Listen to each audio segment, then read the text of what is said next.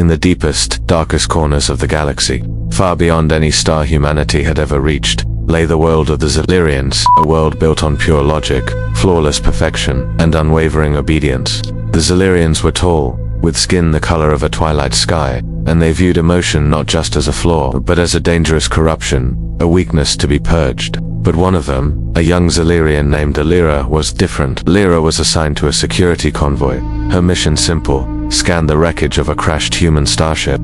The mangled metal still smoked, a testament to a violent end. Among the ruins, she found what her people would call a primitive creature. It was a human wounded, his breaths ragged and shallow, clinging desperately to life. His name was Evan Carter. Her commander's voice crackled through her gums, cold and absolute. Dispose of it. Humans are savages, dangerous. But as Alira looked down at him, into his wide, terrified eyes, she didn't see a savage. She saw fear. She saw a life fighting with every fiber of its being to hold on. And in that moment, her heart, a part of her she'd been taught was long dead, and useless, whispered a single, defiant thought. Don't hurt the human. That one thought, that one feeling, set in motion a change that would shatter her world. Instead of obeying, she acted. Under the cover of the chaos, she smuggled Evan aboard her transport ship, hiding him in a small, forgotten maintenance crawlspace. For days, which stretched into weeks, she lived a double life. By day, she was a model Zilirian officer. By night, she secretly tended to Evan's wounds, using her advanced medical knowledge to heal him. As he recovered, she began to learn his language, and through his words, she discovered something truly extraordinary. Humans were not savages, they were feeling. Evan spoke of Earth, a world she could barely imagine. He described laughter, how it bubbled up from your chest and spilled out into the air. He told her about rain, not as a meteorological event, but as something you could feel on your skin, something that washed the world clean. He described the smell of a forest after a storm, a scent of damp earth and life renewed. For Alira, whose entire existence had been a sterile, silent spectrum of grays, it was like hearing color for the first time. The concepts of joy, sorrow, love, and hope were alien, yet they resonated within her.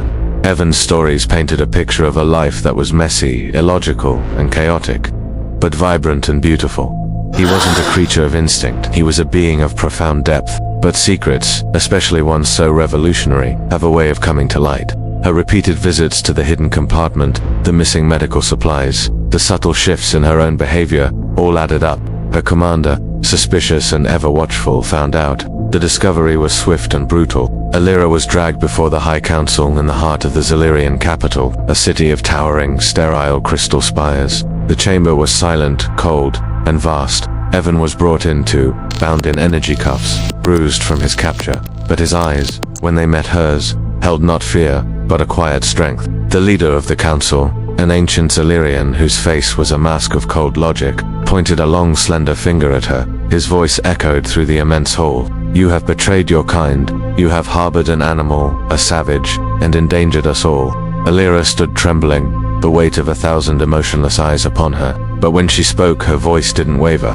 It was clear and steady. If caring for a life is betrayal, then perhaps our kind is wrong. A collective gasp rippled through the assembled crowd. It was an audible crack in the perfect, silent facade of their society. No one had ever defied the council. No one had ever questioned the logic that had guided them for millennia. Enraged, the leader raised his ceremonial staff, its tip glowing with energy, ready to strike Evan down and make an example of him. The primitive will be terminated. The corruption will be cleansed. But in that split second, Alira moved. She threw herself in front of Evan, shielding him with her own body. The words that came out of her were not logical, not calculated. They were raw, primal, and utterly new to her world. Don't hurt the human. I'll buy him. I'll take responsibility for this. This savage, if that's what you call him. Silence. Absolute, deafening silence filled the great hall. The council was stunned. The concept was so foreign to take responsibility for another being out of compassion, to offer oneself in its place. For the first time in Zilirian history, an illogical act of empathy had halted the cold, grinding gears of protocol. Compassion had triumphed over fear. That night they escaped. Using the confusion she had created, Alira and Evan fled through the crystalline cities, dodging patrol ships and automated sentinels. They stole a small, long-range shuttle and launched it into the endless stardusted dark. As they watched her home planet shrink into a cold, blue marble behind them, Alira whispered, her voice laced with a new and unfamiliar persona. They'll call me a traitor." Evan, his face illuminated by the soft glow of the navigation panel, reached out and gently took her hand. He smiled, a weak but genuine expression. "Then we'll find a new world," he said. "A world where that word doesn't exist." Years passed. Back in the cold, logical empire of the Zilirians, the story of Illyrian became a forbidden legend, a cautionary tale whispered in secret. But out in the unexplored nebulae, a different kind of legend grew. It spoke of a hidden sanctuary, a small, vibrant planet tucked away among swirling cosmic clouds, a place where humans and aliens, Zilirians and others, lived not in perfect logic, but in messy, beautiful harmony. A world where compassion wasn't a weakness, but the ultimate strength.